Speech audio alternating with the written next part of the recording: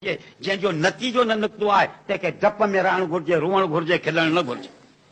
खिल तॾहिं जॾहिं अमलनामो सॼे हथ में मिले, खिल तॾहिं जॾहिं मौत ईमान सां अची थिए, तॾहिं तोखे ख़ुशि थियणो आहे। जेसिताईं सबका ॻाल्हि ख़तरे में आहे तेसिताईं खिलण जो को सुवाल ई कोन्हे। हिते अल्लाह खे न को आलिम जी परवाह आहे, न को जाहिल जी परवाह आहे। अबू उबैद इराक़ी शिबली वग़ैरह जो उस्ताद हो, मुर्शिद ते अची वञो, सम्झ वॾे में वॾो बुज़ुर्ग हो, जंहिंजे करे केतिरा माण्हू नेकोकार थिया हुआ, हक़ ते आया हुआ। शिबली चवे थो पंहिंजे मुर्शिद सां गॾु सफ़र ते निकितासीं, हिकिड़ी ईसायाणी छोकिरी ते नज़र पियो, उस्ताद उते बीह रहियो, असां मां हथ कढी वञे।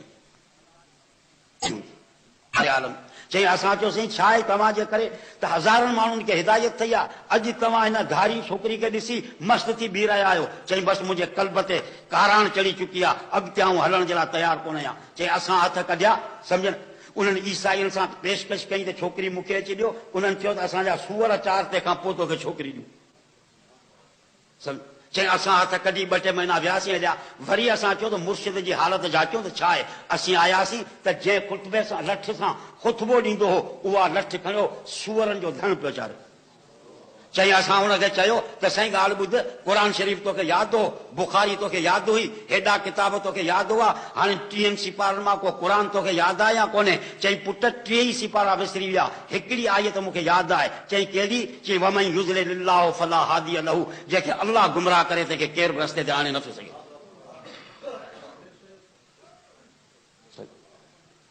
इन कुलूब बनी आदम बैन इस्बई रहमान युक़ल्लिबुहा कैफ़ यशा।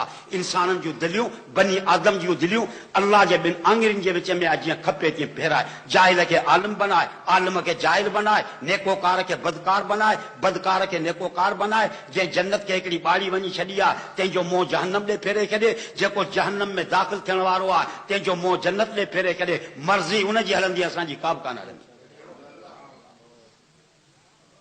हे दुनिया इम्तिहान जो घर, अल्लाह जो इम्तिहान नेमत सां थींदो आहे, अल्लाह जो इम्तिहान मुसीबत सां थींदो आहे। ईअं कोन्हे त इम्तिहान फ़क़ति नेमत सां थींदो आहे, सम्झ। परवरदिगार आलम जो इम्तिहान जेको बाने जे लाइ आहे, सो नेमत सां थींदो आहे। अल्लाह जो इम्तिहान मुसीबत सां थींदो आहे। कॾहिं दौलत ॾींदो आहे, माल ऐं मिल्कियत ॾींदो आहे, ज़मीन ॾींदो आहे, औलाद ॾींदो आहे, आज़माईंदो आहे त मुंहिंजे नेमत जो शुक्र करे थो या नथो करे। कॾहिं तकलीफ़ूं ॾींदो आहे, ॾुख ॾींदो आहे, बचनि ते मौत ईंदो आहे, घर सड़ी वेंदो आहे, ज़ालिम तंग कंदा आहिनि, मुसीबतूं आणींदो आहे। इन जे करे त माण्हू सब्र करे थो या नथो करे। जेको मुसीबत में सब्र करे, नेमत में शुक्र करे, उहो माण्हू कामयाब, ॿिया सभु नाकाम। इम्तिहान ॿिन्ही तरीक़नि सां थींदो, नेमत सां बि थींदो आहे, मुसीबत सां बि थींदो आहे। मूंखे वाक़ियो यादि आहे, हज़रत याह्या बिन अक़सम रहमतुल्लाह अलैह नहव जो वॾो आलिम हो, रंग जो कारो ऐं मिस्कीन हो। उनजे इल्म खे ॾिसी वक़्त जे अमीर पंहिंजी हसीन ऐं ख़ूबसूरत न्याणी हुनखे निकाह में ॾिनी। हाणे मौलवी साहब रंग जो कारो ऐं बुखियो, घर वारी अमीर ऐं शहज़ादी ऐं पैसे वारी। याह्या बिन अक़सम पंहिंजे घरवारी सां गॾु मानी पे खाधी। घरवारी जे मुंहं में ॾिसी चई मूंखे उमेद आहे त क़यामत जे ॾींहुं अल्लाह जल जलालू पाण ॿिन्ही खे माफ़ करे जन्नत में दाख़िल कंदो। कॾहिं घरवारी चयो त अञा इहो फ़ैसिलो थियो कोन्हे, तंहिंखां अॻु में तूं फतवा कीअं लॻाई? चई आऊं पंहिंजे गिरेबान में मुंहुं विझां थो त ॾिसां थो त मूं जहिड़ो बदशिकिल इंसान केरु बि कोन हूंदो। तो जहिड़ी हसीन औरत मूं जहिड़े बदशिकिल इंसान खे मिली, इहा अल्लाह जी वॾी नेमत आहे, तां हुनजो शुक्र करियां।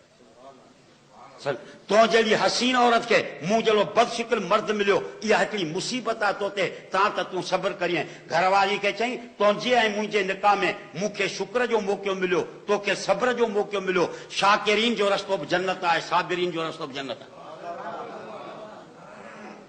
ॿिन्ही जो रस्तो जेको आहे सो छा आहे, चओ जन्नत आहे। अल्लाह जूं नेमतूं ॿिन्ही, अल्लाह जो इम्तिहान ॿिन्ही तरीक़नि सां थींदो आहे, मुसीबत सां बि थींदो आहे, नेमत सां बि थींदो आहे। ईअं कोन्हे त को हिकिड़े तरीक़े सां इम्तिहान थींदो आहे। इंसान जॾहिं अल्लाह जूं नेमतूं ईंदियूं आहिनि, आपे खां ॿाहिरि निकिरी वेंदो आहे, सम्झ, हुकूक ख़ुदाबंदी जी भंजकड़ी अची कंदो आहे, कंहिं ॻाल्हि जी परवाह कंहिं क़िस्म जी न कंदो आहे। क़ुर चवे थो व उमली लहुम इन कैदी मतीन। अल्लाह सी फरमाए थो ऐं जल्दी पकड़ कोन कंदो आहियां, मोहलत ॾींदो आहियां, पर पोइ मुंहिंजी पकड़ ॾाढी सख़्तु हूंदी आहे। ईअं कोन्हे त अल्लाह जल जलालू जल्दी पकड़ करे, परवरदिगार आलम जे तरफ़ां उनखे मोहलत मिलंदी आहे। कारून ज़ोर जे करे कारून ज़र जे करे हक़ जी मुखालफ़त कई, फिरौन ज़ोर जे करे हक़ जी मुखालफ़त कई। अल्लाह सी उन्हनि खे मोहलत ॾिनी। पछाड़ी में अंजाम उन्हनि जो तव्हांखे मालूम आहे। क़ुरान करीम अची बयान कयो अल्लाह जो इहो कानून तो अची बणिजे त जेकॾहिं को बेफ़रमानी कंदो आहे त हुनखे मोहलत हूंदी आहे।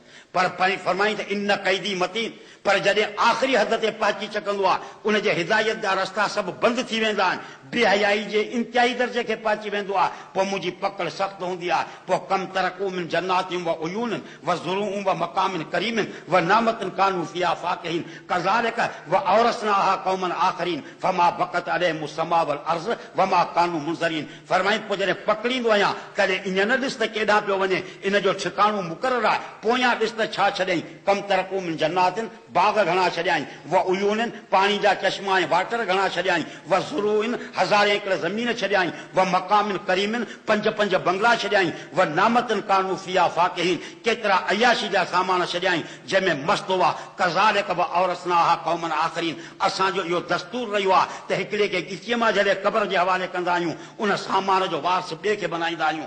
पोइ जॾहिं ज़ालिम खे पकड़ींदो आहियां न आसमान खे रुअण ईंदो आहे, न ज़मीन खे अरमान थींदो आहे, न मूंखे रहम ईंदो आहे जो उनखे मोहलत ॾियां। पोइ इन खे चवंदो आहियां त पंहिंजे वॾनि मां इबरत वठो, न त तव्हांजो अंजाम उहो थियो जेको उन्हनि जो थियो।